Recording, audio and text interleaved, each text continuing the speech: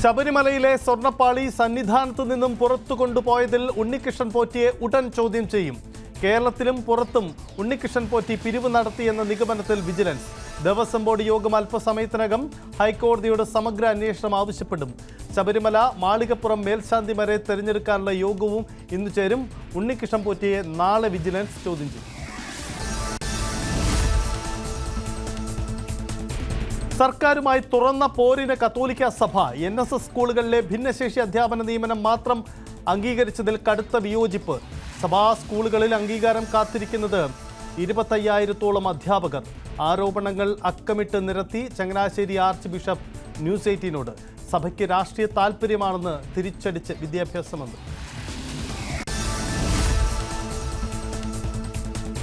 തെരഞ്ഞെടുപ്പ് അടുക്കാറായപ്പോൾ കത്തോലിക്ക സഭയുടെ നിർണായക രാഷ്ട്രീയ ഇടപെടൽ. കേരള കോൺഗ്രസുകൾ ഒന്നിക്കണമെന്ന് ആർച്ച് ബിഷപ്പ് തോമസ് തറയിൽ. പരസ്പരം മത്സരിക്കുന്നത് ഗുണം ചെയ്യില്ലെന്ന് നേതാക്കളോട് ചങ്ങനാശ്ശേരി അതിരൂപതാധീശൻ. News 18 exclusive.